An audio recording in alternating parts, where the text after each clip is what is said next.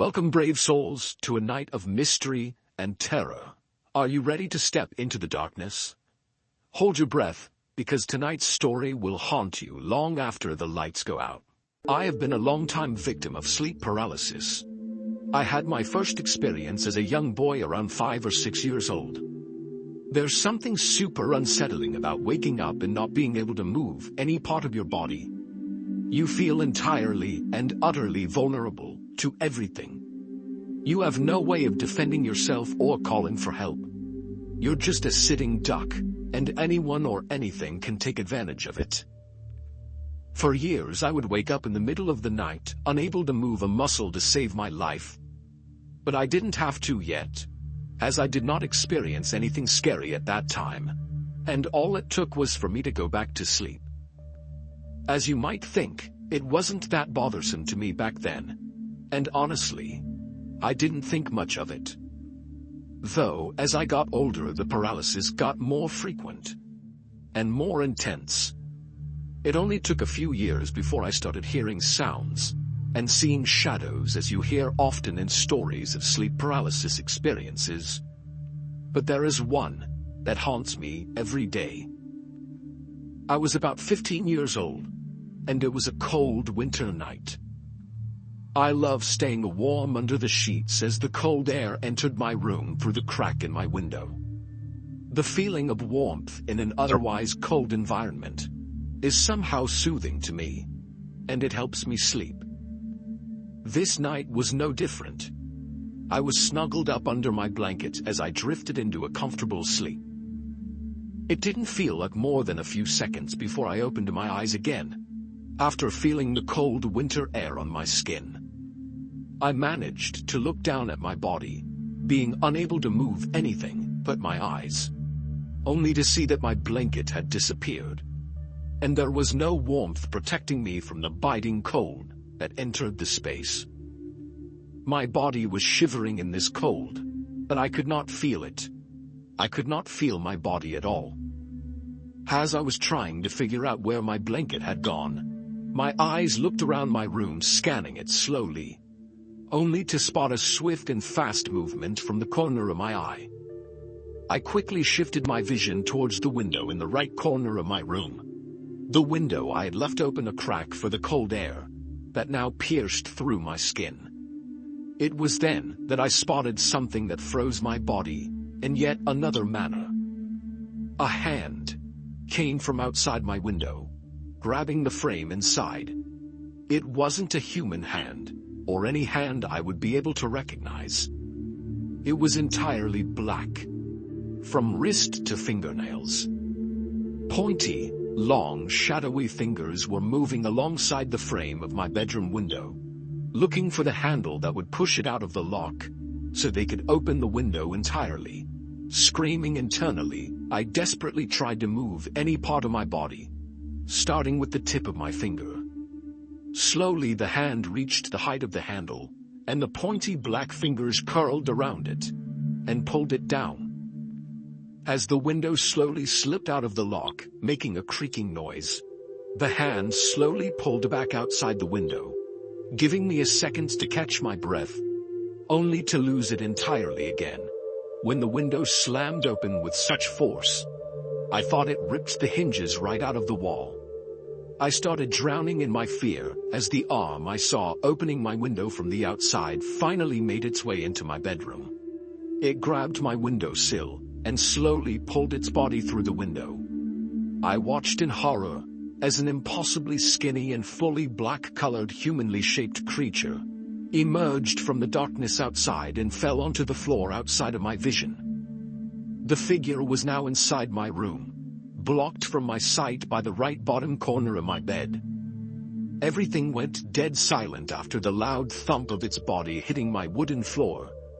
The only sound that could make its way to my ears was the sound of my heart beating viciously through my chest as I stared at the corner of my room where it fell, without a single blink. Just as the silence started to feel comforting, and I asked myself if it was over, I could hear something dragging across the floor behind my bed. I closed my eyes and started begging for this nightmare to be over. all while hearing multiple unidentified sounds coming from all around my room. With my eyes closed, I kept trying to move my body, as this enables you to wake up from whatever state you might find yourself in during sleep paralysis. My efforts were interrupted by a million sharp cracking sounds coming from the foot of my bed. Unable to keep me in the dark any longer, I slowly opened my eyes to face whatever made these sounds. My eyes slowly started to adjust to the pitch-black room, only illuminated by a shimmer of moonlight, able to peek through the thick winter clouds. Finally, the objects in my room started to stand out. I saw my light dangling from the ceiling, the closet in the corner of my room, a glass of water sitting on my nightstand, and a shadowy figure standing at the foot of my bed. It was tall, taller than any person should be, and skinnier too. It was as if this creature's skin only covered the bones inside. His arms were way too long for the body. They reached what can only be called a knee, but looked more like a round ball poking out from under its thin skin. Practically crapping my pants, my eyes slowly ventured up the long body and retreated to the back of my skull, as I glanced upon what can only be called a face. But it did not have eyes, a nose, or ears. No. All it had on that dark canvas that is supposed to be its head was a malevolent and deeply disturbing smile that was entirely disproportionate to the rest. I could not stop the horrific thoughts from flowing into my mind as my eyes hid behind my eyelids. I had to open my eyes and at least look at what it will do, instead of closing my eyes and subjecting myself completely. I opened my eyes, and just as the creature noticed it was looked upon, he bent his neck, as if to lay his head on his shoulder, making a million sounds of cracking bones in the process. With every small movement, he made his bones seemingly break and splinter inside his body. I stared into where his eyes should be, as he slowly stepped onto the bed and stood over me. He bent down slowly, more and more towards me, until my entire vision was only the sight of his psychotic smile. Slowly the rows of teeth started to come apart, and what I can only describe as black glue tore apart as he opened his mouth wider and wider, until it was big enough to fit my entire body inside. In only a split second, I went from being swallowed whole to screaming at the top of my lungs as I launched upright in my bed, drenched in sweat. Almost instinctively, I looked at my window, only to find it opened a crack just like I had left it before going to bed. Finally, it was over, and I could move again. I had woken up from the horrible nightmare I had been stuck in. I have never slept the same after that night. I still see the creature in my dreams, even a decade later. He has appeared in multiple instances, places and houses, not just in this bedroom. It sucks being so tired all the time, but never feeling truly rested because, at any moment, he can enter my room again and swallow me whole.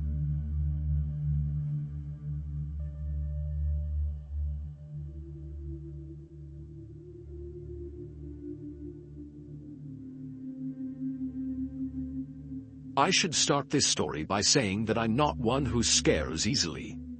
I'm a blue-collar dude who's been an outdoorsman my entire life. I was born a fighter and know how to take care of myself. I digress. I grew up outside of Detroit in the 90s and early 2000s. As a pastime, I would go out to the abandoned buildings in the city. We'd go explore and cause a little harmless trouble as teenagers are known to do. On a brisk late October night, I found myself sitting in my truck bored on a Friday night. I got the bright idea to go out to the city and explore some of the abandoned houses in the more shady areas of Detroit. In the past, I would always go with other people. Me being the moron I was at the time, I went alone, of course. I drove out to the shadiest neighborhood I knew of at the time, and picked an abandoned house at random. I decided that I was going to park my truck about a block away and walk to the house as to not draw too much attention to myself. As I'm walking to the house, I saw the typical streets of Detroit characters. A couple of ladies of the night, dealers, and a more than normal amount of homeless guys. As I'm walking through that back alley to get to the back door, I hear faint noises of someone behind me. Not usual for this situation. I keep my hand on a good-sized hunting knife that I always carry, just in case I need to defend myself. Thankfully, I've never had to use it. I hear the gravel become louder and louder. I look behind me and see 3 people turning the corner onto the same alley I went down. So I did what anyone would do. I booked it as fast as I could, and hopped a fence into a yard, and hid in an overgrown bush. My heart thumping, and breath sharply panting. I stay as quiet as I possibly could. I sit there concealed. I see the 3 guys walk no further than 5 feet away from me. I hear them say, "It can't be far, I know he jumped a fence." As they keep walking down the dark alley, I start to regain my composure. I think to myself, I came all the way here. I'm going into an abandoned house. I turn around and start my way towards the back door of the house. The houses have plywood all over the windows and doors. So, I pry open the wood from the bottom of the door and crawl into the house. Once I get inside, I see the typical things you see in an abandoned house. Spray-painted walls, trash, holes in the floor, etc. I make my way upstairs to the top floor to see what's up there. As I make my way from room to room, I hear a loud thud on the wall, closest to the backyard. After which I hear, "I know you're in there." I hit the sprint through the hallway to the room across from the room I was in. I hear another thud, and voices saying, "Come out here. You don't belong here." I freeze trying to figure out what I'm gonna do. As I'm racking my brain, I hear them say, "There's no way out. We are going to catch you." In a raspy smoker's voice. I then hear faint popping sounds coming from the first floor. Then I smell the unmistakable smell of smoke. It was then that I realized that I am in very deadly trouble. They lit the house on fire. I start running from room to room, losing my mind. I then think to myself, get it together, your life literally depends on it right now. As the flames start traveling up the only stairwell, I start pushing on every border window I could find. Not a single one of them would budge. At this point, I have never been so fearful in my entire life. It was just then that I remember the windows leading to the roof in the attic. I start frantically searching for the stairs that lead to the attic. By this time, the hallway is filled with black smoke, and flames start bursting the top of the stairs I came from. The flames licking the ceiling and quickly making their way to the end of the hallway. Finally, by the light of the flames, I find the way to the attic. I pull the string to the hideaway stairs and run up them faster than I've ever ran before. I make my way to the window and kick out the glass. I make my way onto the roof and take the most refreshing breath I've ever taken in my life. However, I know I'm still not out of the woods yet. I frantically start looking for a soft place to land. The house being 3 stories, I knew that wasn't an option. In my head, I'm saying it's better than dying. Just then, I run past the peak of the roof to see the house next door is only a 10-foot gap to the other roof. I take about a 15-foot running start and jump to the other roof. Then I make my way towards the overgrown tree so I can climb down. I have never been more grateful to plant my feet on solid ground. It was at this moment I hear a voice say, "He's over here." I take off, jumping fence after fence in the direction of my truck. I come out to the front yard, into the street, and run into two more guys who grab my shirt. I break their grip and start running. As my feet feel like I'm floating, I reach my truck. I put my hand in my pocket and grab my keys. Like a bad movie, my hands are trembling so badly, I dropped them. I bend down to grab them and look to my left and see three men no more than 15 feet away from me. I manage to get the key in the slot and unlock the door. I pull the door open and go to step into the truck. Then I feel a wet heat on the side of my head, and my ears start ringing. I turn the key in the ignition and start the truck. I take off with the door still open, and one of the guys hanging on to the bed of the truck. I mash the pedal to the floor, and swing my back end around to turn and look at the rearview mirror. Thankfully, the guy is no longer holding onto the truck, and is now tumbling down the street. I close the door and start making my way to I-75 to go back home. Bloody head, coughing, and smelling like fire. I say out loud, "I'm never doing this again."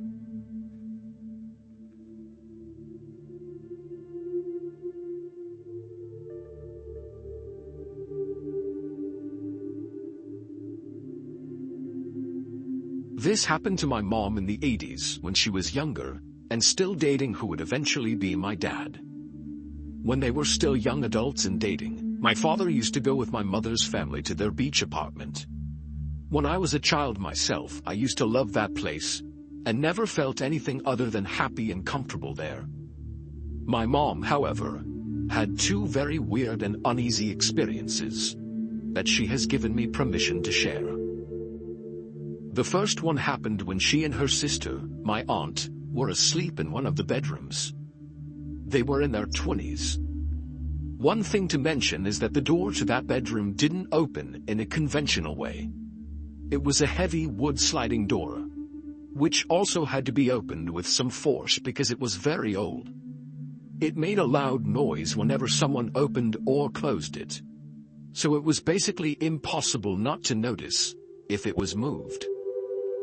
This one night, it was around 2 a.m., and my mom was sleeping in her room. My dad was asleep in the guest room close to my mother's. He always snored very loudly, so that was usually the way to confirm he was fast asleep.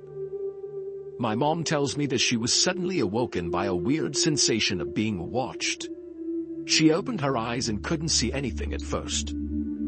Then, she focused on someone else's eyes, staring right at her from the opposite side of the room. Not my aunt's, but her then boyfriend's eyes. My father. He was standing in front of the sliding door in his pajamas, just glaring at her. She said she felt suddenly very cold, like a jolt of adrenaline released by a bizarre or dangerous situation. She had never seen or experienced something like this from him. Her first instinct was to ask my aunt, who was technically asleep next to her, if she was seeing what she was seeing, without specifying what it was. My aunt was awake then, and answered, "Yes, I see him." My mom, sensing something odd, called out to my dad, asking him what he was doing. My father didn't answer. He just kept glaring. My mom recalls feeling very weird, since the bedroom was pitch black and she could still see him perfectly. That was when she fell silent and heard my father snoring loudly in the other room. The person standing in the doorway turned away, as if to open the door, and disappeared into the absolute darkness. My mom and aunt were paralyzed for a few moments, then quickly got up and went into the other room to check if my dad was playing a weird, unprecedented prank on them. They saw that he had clearly been sleeping for hours, snoring away in his bed. My mom and aunt went back to back, but they could not fall asleep. The next day, my dad swore up and down that he never woke up. He never played a prank on them or anything of the sort. My mom brushed it off and decided to let it go. A few months went by. The next summer, they both went back to that beach apartment, and something very similar happened again. This time though, it was mid-afternoon, and they were both in the living room area. My grandparents' apartment used to have an open living room, with a low cabinets dividing it from the kitchen. You could essentially see into both rooms as they were something like an open concept. The kitchen sink faced the opposite side of the apartment door, and it had a mirror right in front of it. One afternoon after lunch, my mom was doing the dishes and my grandparents were out. Through the mirror, she saw my dad lie down on the sofa behind her and announced that he was going to take a nap. The door to the apartment was open, as usual. Back then, my grandparents used to leave it open for neighbors in the summer breeze, as it was a very safe coastal town. My mom was very chill, just minding her business and washing dishes, when she suddenly saw what seemed to be my dad standing in the open door, behind her. She watched through the mirror as the figure just stared at her with a blank expression, like that very frightening last time. She stopped what she was doing and asked him why he was staring at her. The figure did not answer. It was then that she decided to check the couch. Through the reflection, she managed to see my actual father's legs stretched out on the couch. He was fast asleep, just like last time. My mom was horrified and turned around immediately, thinking she was going to face a stranger getting into her house. She saw nothing, and no one. She left the kitchen and ran to the door, checking the corridor. Nothing. My dad was sleeping on the couch, completely unaware of my mother's haunting. Again, she woke him up and told him about the strange situation, but they both had no answers as to what it could possibly be. My mom recalls feeling uneasy and chilled to the bone during these sightings, like she wasn't supposed to be seeing what she saw. To this day, she believes it was some sort of astral projection, or some kind of out-of-body experience of my father's, since my aunt actually saw the same thing at the same time the first night. I still don't know what to make of this. Maybe she imagined it, both times, or something. Since she is not a person that usually makes up weird things, I believe her when she tells me what she saw. I don't know what to believe, but it's definitely a bizarre situation that I would love to never experience myself.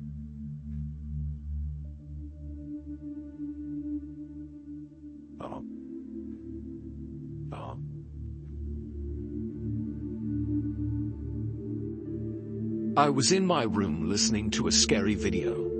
One of those where you listen to scary voices that say creepy things, or eerie children laughing, or a creepy woman crying, or something like that. Don't ask me why I like to scare myself like that, but I do. There's something about that adrenaline rush that you get from being scared that I find super fun. The video I listened to was a Five Nights at Freddy's video, where the animatronics were talking in a creepy way and saying eerie things. Nothing more than that. I lie in my bed while I listened to it. Suddenly, the lights went out. That's odd, I thought to myself. I paused the video, getting scared. I brushed it off, thinking there was probably a natural explanation for it. I had to check the fuse box. I went out of my room and the whole house was dark. I pulled out my phone from my pocket and turned on the flashlight. I started to make my way towards the fuse box, but while doing so, I couldn't help but feel like someone was watching me. The entire house was engulfed in silence. I brushed the feeling off, reassuring myself that I was just scared. I got to the fuse box and flipped the switch. The lights came on, and I sighed, feeling relieved. The feeling of being watched disappeared, and I felt much better. I got back to my room and resumed the video. After about 1 minute, the lights went off again. What in the world is going on? I thought to myself. I pulled out my phone and turned on the flashlight again, and made my way back to the fuse box. This time I felt more scared than I did the first time. I opened the door to my room to find my house once again pitch black. It was nighttime, so there was absolutely no light coming from outside. I made my way cautiously towards the fuse box, feeling like someone was watching my every move. I suddenly got the feeling of someone standing right behind me, but when I checked, there was no one there. I looked around to see if I could spot something. There was nothing. I stopped to listen for a while, but I couldn't hear anything either. I got to the fuse box and flipped the switch again. The lights came back on. I stood still for a moment, listening. Nothing. Even though the lights came on, the feeling of being watched would not go away this time. I had an idea. I would put some tape over the switch. That way the power wouldn't go out again. I went downstairs and looked in the kitchen drawer for tape. To my luck, I found some. I went back up and taped the switch so it would stay in place. It made me feel a little better, but still, I couldn't quite manage to shake the feeling that someone was watching me. I got to my room again and sat on my bed. My room was just the way I had left it. Nothing suspicious. I listened for a little while longer. Nothing. I'm probably just scared, and that's why I keep imagining that I'm being watched, I told myself. I tried to calm myself down by saying that it was just my imagination. After all, it was impossible that someone was watching me. I live alone. No wife, no pets, and no kids. Just me. I moved out of my parents' house when I was 20 years old, and now I live in another town far away. That's the way I liked it. I liked being alone, focusing on myself and doing exactly what I wanted to do. I pressed play on the video again. I was still feeling a little on edge. There was a part of me that actually thought this was fun, but at the same time, the light incident freaked me out. I listened to the video for about 5 minutes. When the lights went out again, the light went off for a third time. I paused the video and got really scared. This time I knew that someone had to be in the house. I grabbed a pair of scissors that was on my bedside table. I don't really know why I had scissors on my bedside table, but right now I thanked myself for it. I was going to use the scissors in case there was someone in my house. I pulled out my phone and switched on the flashlight once again. I slowly made my way to the door and listened. Nothing. I listened a little while longer. Still nothing. I opened the door quietly. Everything was dark.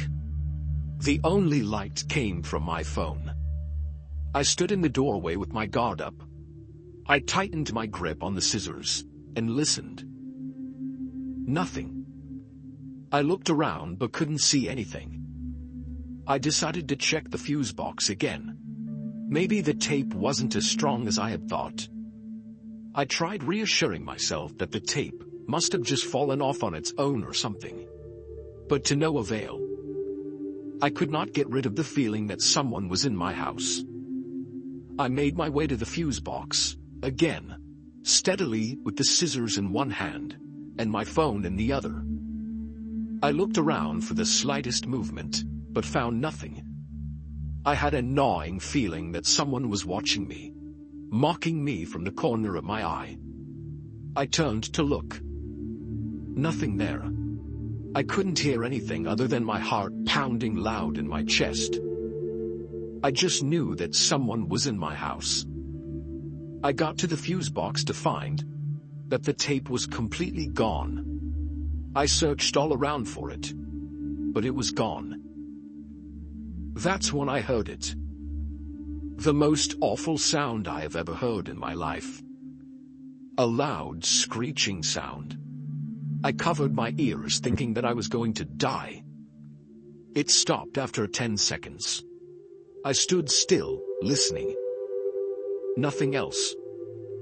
Nothing else happened. I was too scared to move. I stood holding the scissors and my phone, listening, waiting for something else to happen. I waited for what felt like an hour. I suddenly heard footsteps coming towards me in the dark. And a little girl's voice said, "Wanna play?"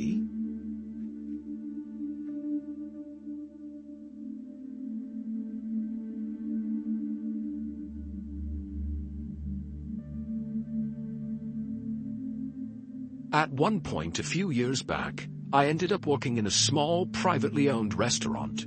It was set on a small main drag in a tiny, historic community. The restaurant definitely stood out amongst the locals and tourists due to its multicultural food variety. The restaurant served everything from American cuisine to Indian, Thai, French, and Middle Eastern foods. The small restaurant was formerly a popular, privately owned Chinese restaurant and a local favorite. But unfortunately, the older man that owned and operated it passed away inside the restaurant one day. So suffice it to say that the local townsfolk didn't take too kindly to the foreign city woman that bustled in shortly after his death and purchased his restaurant. Not only was my former boss flaky and irresponsible, but she could also come off as quite curt and rude at times. So, she had a rough go at first obtaining the proper permits and whatnot in order to renovate the historic building. The thing is that when you do certain renovations in an old building like that, the local laws require you to then update a lot of other things that could be quite costly. So that meant that she decided to just use the staff that she had hired, which was us, to help her with most of the renovation work. Everything was going pretty smooth. You know, nothing out of the ordinary. That is until one overcast, drizzly day when we were all gathered in the dining area for a staff meeting. As we all sat there quietly, listening to the boss lady, something a little strange happened. The front entrance door to the restaurant suddenly opened to about halfway, and then carefully closed after a second, as though someone had simply stepped in. Of course, there was no one there as the door was almost entirely glass, and we would have seen a person on the other side. We all looked at one another confused, but we just chalked it up to the breeze since the back door was open, though there was a set of closed kitchen doors in between. The second odd thing to happens to another employee when she was there alone one night. According to her, just after she turned a corner passing a shelf with some tools on it, an empty cordless drill case went flying past her head. It barely missed her and smashed into the wall in front of her. She definitely seemed pretty put off when she told us about it in the kitchen the next day. Following that, random small things would happen here and there. Like, our boss would ask us once in a while why one of us didn't come into her office when she had seen one of us walk by her open door. But we were usually puzzled by that, as none of us had ever walked past her office during that time. Besides that, we'd get the occasional strange sound, like a faint voice or a door opening or closing. Also, when I would be in the kitchen putting together some ingredients for a recipe, and I would have to walk away for a second to go grab another ingredient off the back shelf or something. Or when I would return less than 15 seconds later, one of the ingredients I had set out prior to leaving the area would be gone. I would end up having to measure out and prepare the same ingredient again. Annoyed. But I had no idea that it was about to get a whole lot more terrifying for me. The final thing to happen to me and my other coworkers was the worst experience I've ever had. That was paranormal, hands down. But in order to properly explain this part to you, I'm going to need to explain a couple things about restaurant kitchens.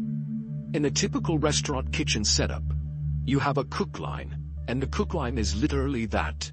A line as in a skinny walking or standing space typically between the oven, fryers, and cooktop, with the prep surfaces and small fridges on the opposite side, leaving about a 3 to 4 foot walking aisle forming a cook line. Besides that, There's a dishwasher outside of that line, followed by the rest of what you'd expect to find in a restaurant kitchen. You know, like fridges and freezers, all on a large scale. You also got your giant hood fans above the cook area, and a hot water heater. The reason why I'm pointing all of these out is because together, they all constantly make noise. Think like louder ambient background noise, constantly. So this one day, there are 3 of us working in the kitchen. Me, my boss, and another employee on the dishwasher. My boss and I were on the cook line, while the dishwasher was a few feet away from the cook line. We were all 3 working as normal, when all of a sudden, it got quiet. Think of when you don't realize you've been hearing a constant low sound, until it suddenly stops and then you notice the sudden change in the noise environment. Except for it absolutely got dead silent. Almost like an invisible soundproof blanket got thrown over the 3 of us.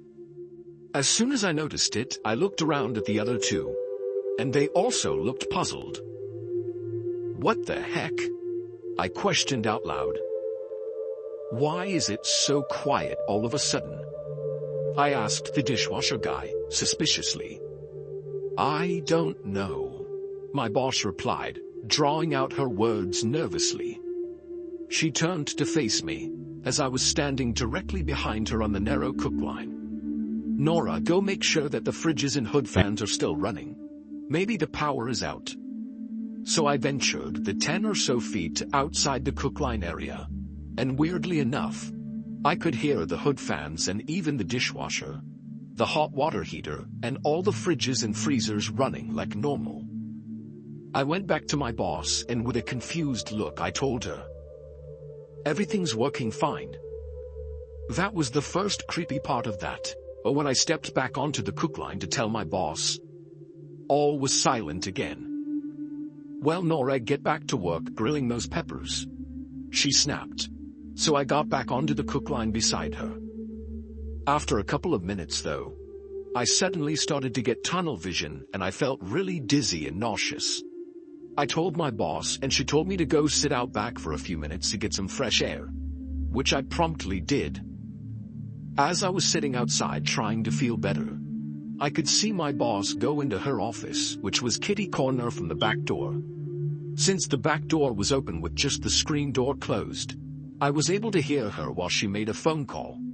She sounded urgent and shaky as she asked the person on the other end of the line to please bring in an abalone shell, some sage, and some kind of weird oil.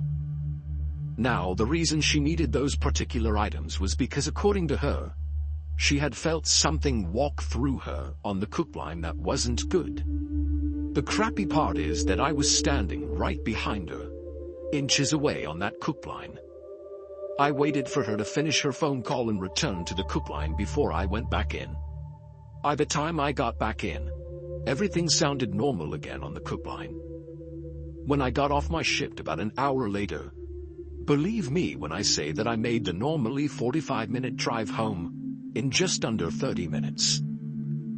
All night that night, I tossed and turned, unable to really sleep. But the few times I managed to slip into sleep, I kid you not, I got jolted right back awake, because I would see a screaming demon-like thing right in front of my face.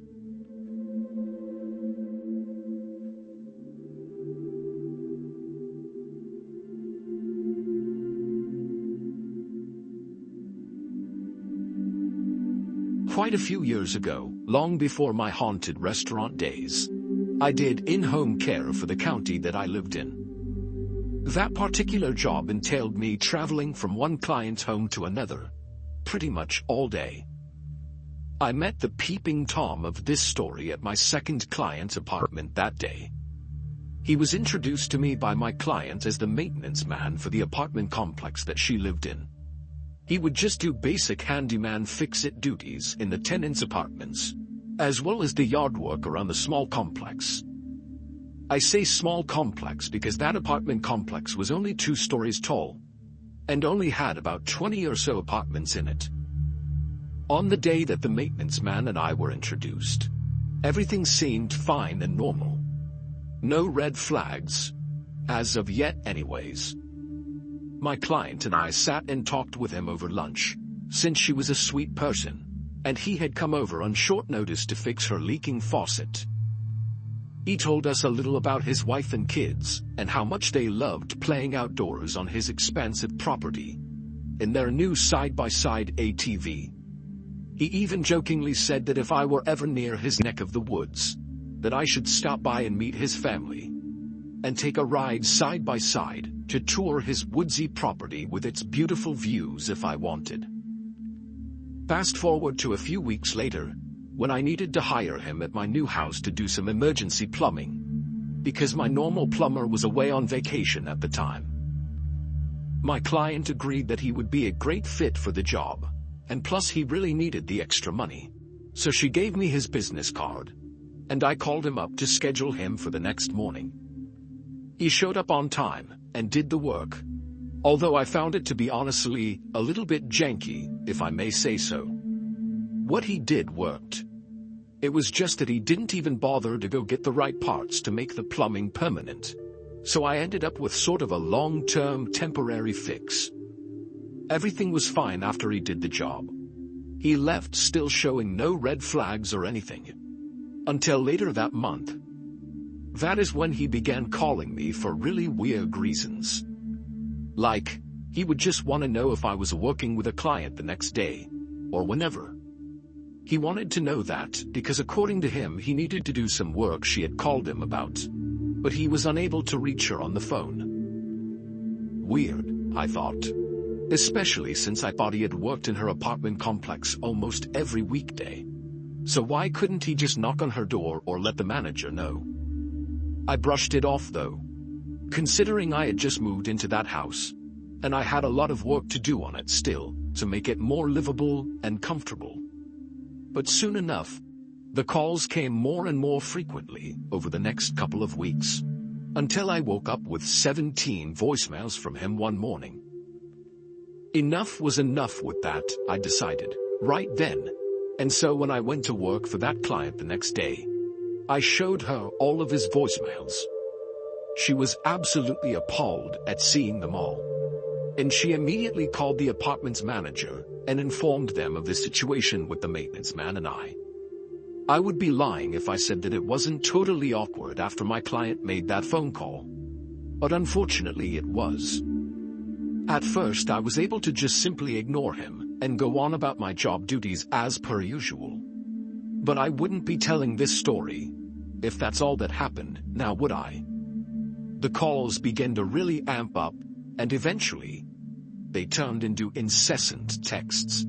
Some of the texts were angry, and some were almost sexual in nature. They were all still nonetheless quite creepy indeed. To my great dismay though, I thought I was beginning to hear strange noises outside of my isolated house some nights. At first I figured that it was just some local wildlife, which we got a lot out in the country where I was. But since I happened to know a little bit of tracking, I got bored one late afternoon and decided to go out exploring and tracking a little. I was horrified to find several human, man-sized 13-inch outsole boot prints all around my house and field. I brought out my tape measure just to make sure, and sure enough, it looked as though someone had been traipsing around my house and outside my bedroom window. I just knew deep in my gut that it was all the strange sounds I had been hearing late at night, outside. I went out to a local electronics store that very next day after I got off of work, and purchased a motion-censored night vision camera for still pictures and a small night vision live camera for outside, that I could view on my TV. At first, unfortunately, the game camera didn't really come up with any good pictures, except for some deer and a skunk. But one night, as I sat in front of my TV by myself, I decided to switch from the satellite dish to the live camera that I had placed outside a couple of days prior. I didn't see anything at all for the first few minutes, but that all quickly changed. I began to hear the faint and then familiar sounds of light footfalls outside. Then, to my absolute and complete and utter horror, I watched on my TV as a man in a dark hoodie walked right past my camera.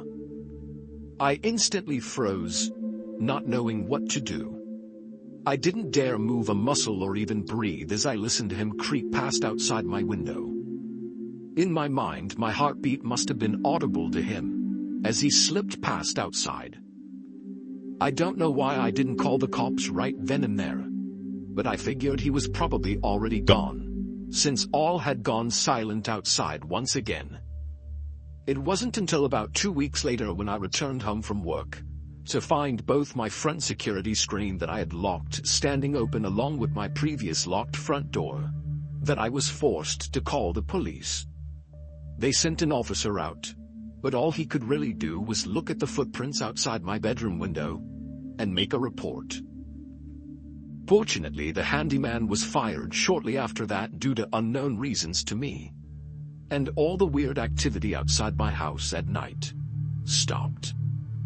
If I learned even one thing from that whole scary experience, it was that you should always watch who you invite out to your house, especially if you're a single female. In January of 2008, a 911 dispatch center in Detroit, Michigan received a terrifying call from a cell phone somewhere in the city. But when the operator answers, asking what the caller's emergency is, it initially seemed like there was no one on the other end. But this is not a classic accidental case of butt dialing 911, as the horrified dispatcher began to hear something hideously unnerving coming from the other end of the line. "Let us go," a female voice screamed. "Hello, is there anyone there?" the dispatcher asked frantically. But still, there is no direct reply. However, what she heard next made the hairs on the back of her neck stand on end. "So you're gonna kill us and then put us in the trunk?" "I'm not gonna put you in the trunk," a voice is heard to say. It's a gruff male voice, full of malice. "Then what about afterwards?" the female on the other end of the line is heard to ask. "There is no afterwards," comes the ominous reply. The dispatcher then heard the man mention something about going to prison forever, then something sexual, along with another garbled piece of speech that seemed to reference some kind of murder weapon. The dispatcher acted fast. Since the call was coming from a cell phone, the dispatcher was able to make a note of the longitude and latitude that the call was being received from, before passing the information along to their lieutenant.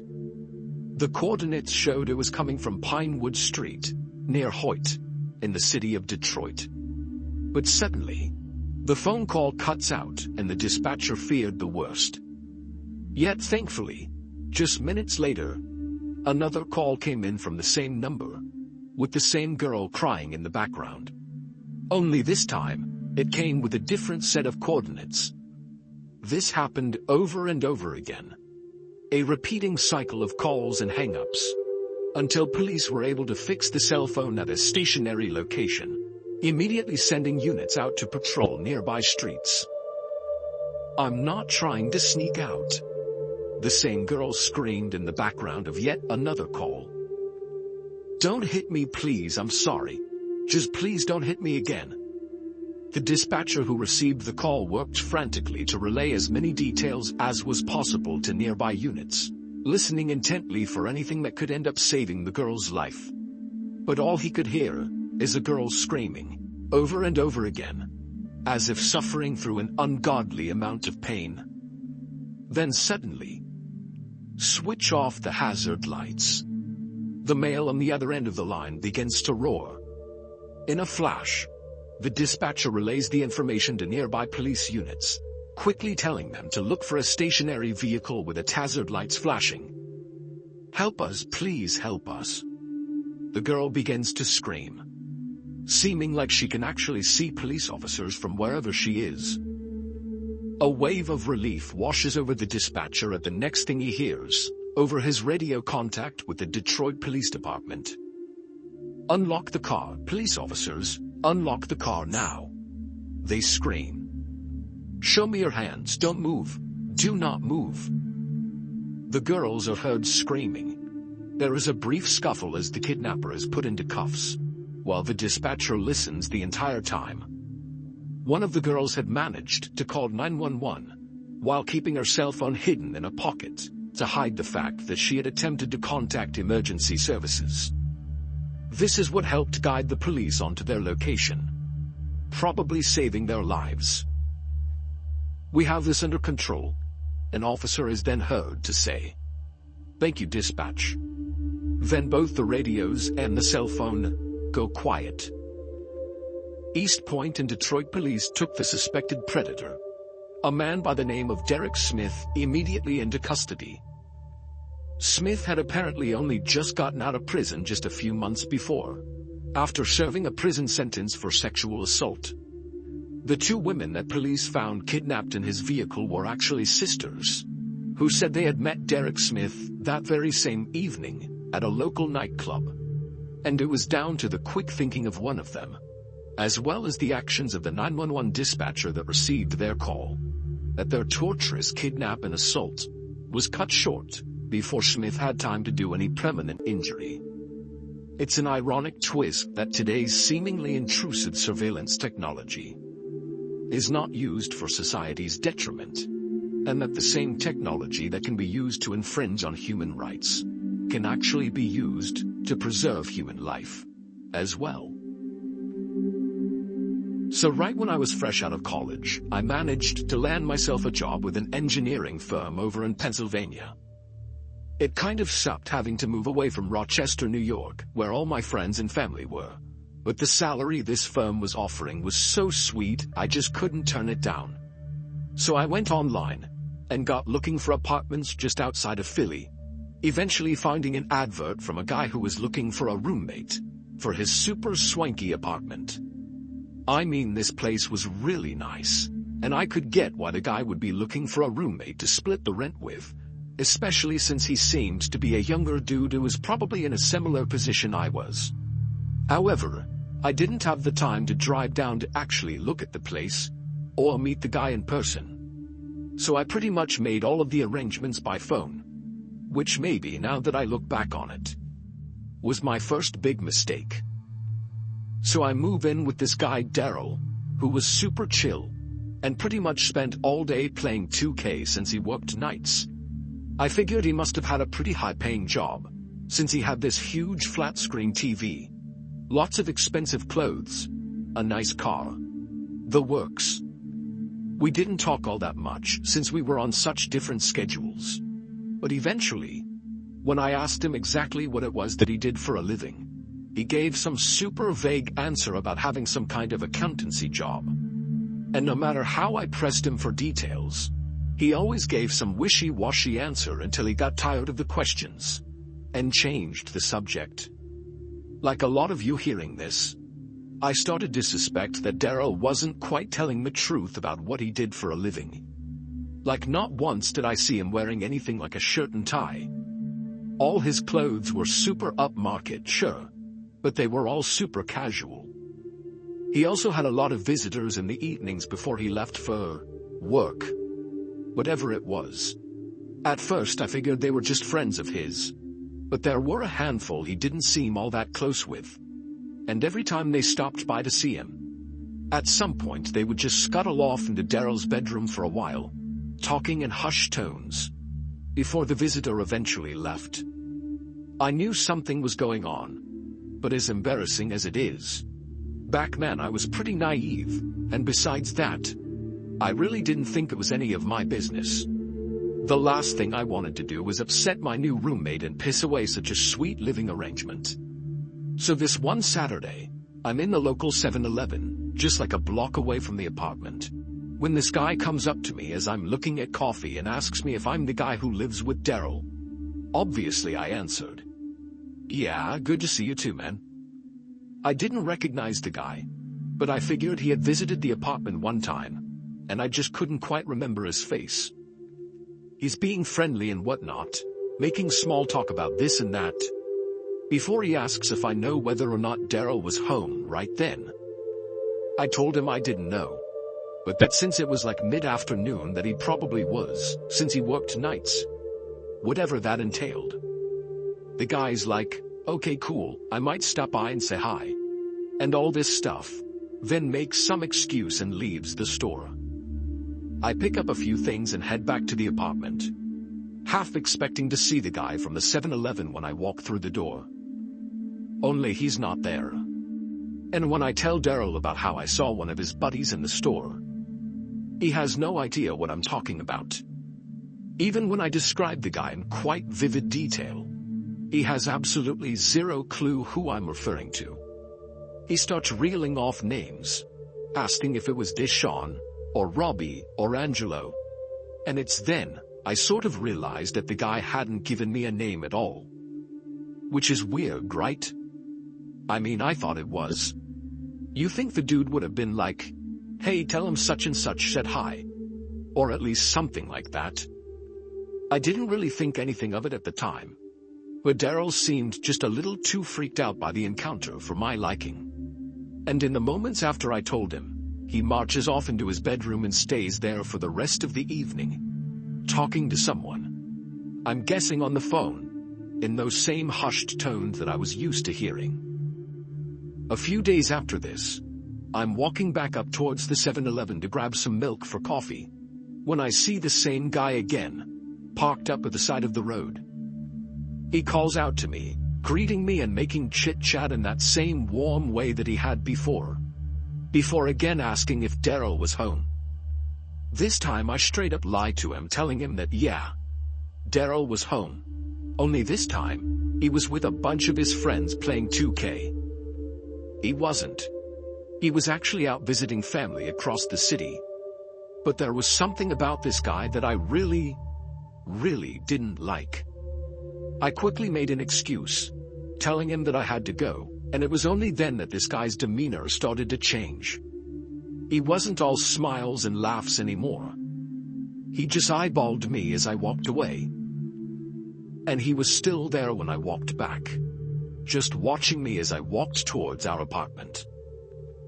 I should have seen it coming, and I feel like such an idiot for not knowing what I was headed for. But I guess hindsight is always 20/20. Because a couple of nights later, I'm just about to catch some sleep when Daryl finally comes home from work. He seems a little shaken and asks me if anyone had called the apartment that evening. I tell him no, it's been pretty quiet.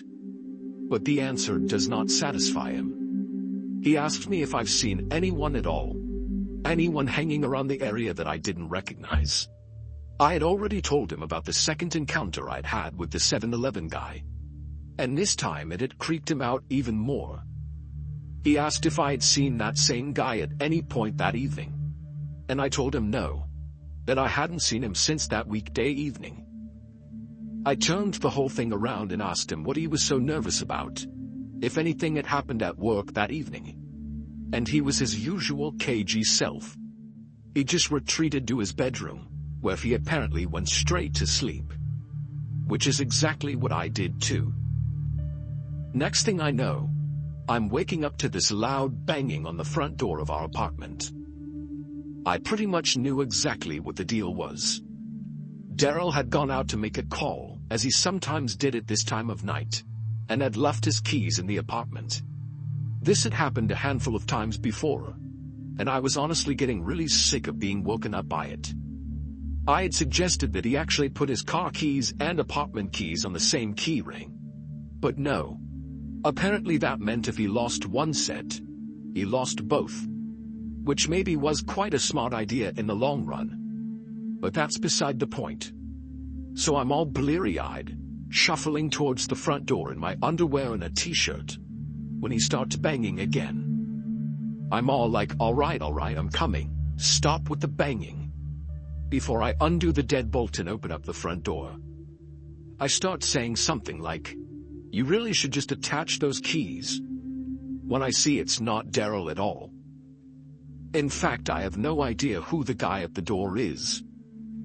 because he's wearing a ski mask, and I have absolutely no time or will to ask him. Or the other two guys he was with. Because as soon as I open the door, he sticks a weapon in my face, and then frog marches me back inside the apartment, before locking the door behind them. The ski mask guy makes me kneel on the floor in the TV room, and whispers to me that if I shout or anything, he's going to blow my brains out. I was absolutely terrified. I mean, more scared than I've ever been in my life. I had these uncontrollable shakes, like I had trouble just holding my head up. It was more comfortable for me to just rest my chin against my chest, and pray that it would all be over soon. This had a dual purpose too, because the last thing I saw before I did so, and shut my eyes tight, was one of the guys placing an empty plastic bottle over the muzzle of his weapon. Naive over some things I was, yes, but I knew enough to know that this was some kind of ad hoc way to silence a shot. I didn't want to see what happened next, and I'm glad I didn't. Because they burst into Daryl's room, and I heard the pop of that pistol as they shot him. I thought he was dead for a few minutes. I was convinced they had just straight up executed him, right there in his bed. That was until they dragged him out of the bedroom, bleeding and cursing, and threw him down on the TV floor, a few meters away from me. The one guy kept his weapon to the back of my head while they pretty much tortured Daryl, right there in the TV room. One guy stomped on the bullet wound he had, leaning onto it with his sneaker, while the other forced his face into a couch cushion to muffle the screams.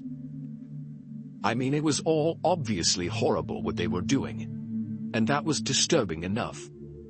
But what really got to me was how they seemed to enjoy the whole thing. How they seemed to take an immense amount of personal pleasure in causing us both as much pain and distress as was physically possible. It was like hearing Daryl's cries of pain was the funniest joke they had ever heard. How the sight of his blood was the most fascinating, satisfying thing they had ever seen. And it was then that it all came out. Like I said, you might have guessed what the deal was by now. But I pretty much had no idea back then. I was just young and dumb. Daryl was a dealer, and this was a robbery. So they beat the heck out of him until he finally spoke up and told them where he kept the money and his stash. But I mean, for a while there, I thought they might have gotten the wrong place. Daryl flat out denied knowing what they were talking about and insisted they had gotten the wrong place, and how there was nothing to find here. But in the end, he broke and told them. They then took to clearing him out. And from what he told me after he had been discharged from the hospital for a fairly superficial gunshot wound to the shoulder, they had taken him for about $20,000 plus. I had to cover Daryl's rent for a few months until he was well enough to get himself a real job. Turns out he was an actual college graduate with a business degree, and was dealing in college to make a little money. When he graduated, the money came too easy, and he just didn't bother to get a legit job. He wasn't a gangster. He just didn't have that kind of personality, which I suppose is what made him the perfect prey for the actual criminals that broke in that night. We got over what happened eventually, but obviously Daryl still has this big old scar on his shoulder. A reminder of one of the worst nights of our lives. One that will always be with us, no matter where we go, or what we do, or who we become. This story is 100% true, and I haven't been able to stop thinking about this terrifying experience. This happened a couple of weeks ago. I live in San Diego, and for those of you who don't know, there is a place there called Old Town. Old Town was a settlement from 1821 through 1872. It lost its dominant position downtown and became a tourist site. There is a lot to see, but one of the biggest attractions is the Whaley House. It is also known as one of the most haunted places in San Diego, and there were many tragedies and violent deaths in the house and in the courtyard. These are a few of the events that took place there. A man was hung in the courtyard. A young girl ran into a low-hanging clothesline and broke her neck. A woman ended her life by shooting herself in the head. And Thomas Whaley himself died in the home. Moving on to the story. It was around 2 a.m., and my friends and I decided that it would be a good idea to sneak into the back of the Whaley house and have a drink in the courtyard. In the courtyard there are very tall hedges, but the bottom of the hedges has about a foot open, so you can see through them. While we were drinking, I had the brilliant idea to tell scary stories. At the beginning of our time there, nothing happened. We took a break from the stories and decided to shotgun some beers. All of a sudden, we heard what sounded like metal dragging across the brick pathway on the other side of the hedges. I looked through the open space and saw what looked to be men's shoes walking down the path with a sharp object. Then, it disappeared behind a wall where the hedges ended. I thought it was my mind playing tricks on me, so I turned to my friends. Their faces showed me that they were in utter shock. Eyes wide and their mouths slightly hanging open. I asked, "Did everyone else see that?" And everyone did a slow nod. We were all waiting to see if anyone came out of the other side of the wall. No one did, and the sound stopped. I once again looked at my friends and caught a glimpse of a silhouette out of the corner of my eye.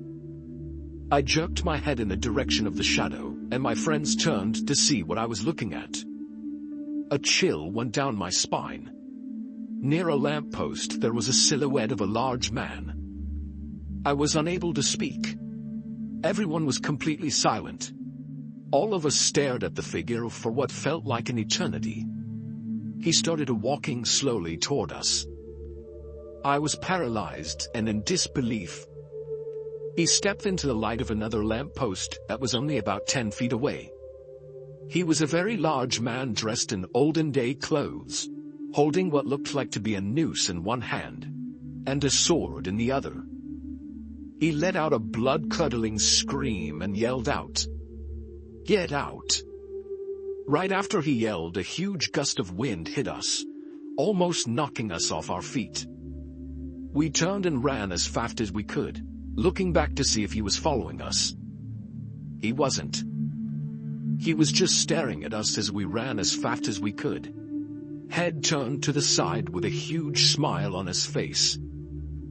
We got to the car and practically jumped inside. I locked the door and turned to look into the back seat at my friends. My heart was racing, and it was hard to breathe. All of a sudden, one of my friends yelled, "Oh my gosh, turn on the car and go." I turned around to start the car and saw the man speed walking towards us, a sword in one hand and a noose in the other. My friends were yelling, "Go, go, go." I attempted to turn on the car, but my hands were shaking, and I kept fumbling with the keys. I finally got the engine started. When I looked up, he was standing right in front of the car, holding up the noose and smiling. I put the car in reverse, slammed my foot on the gas pedal, and peeled out of there. While I was driving out of the dirt parking lot, I looked back, and the man was gone. The worst part is, I loved going to Old Town. But I don't think I'll be able to go back for a while. And I will never go there at night again. Don't miss out on amazing content. Hit that subscribe button and turn on the notification bell to stay updated with our latest videos. Join our community today.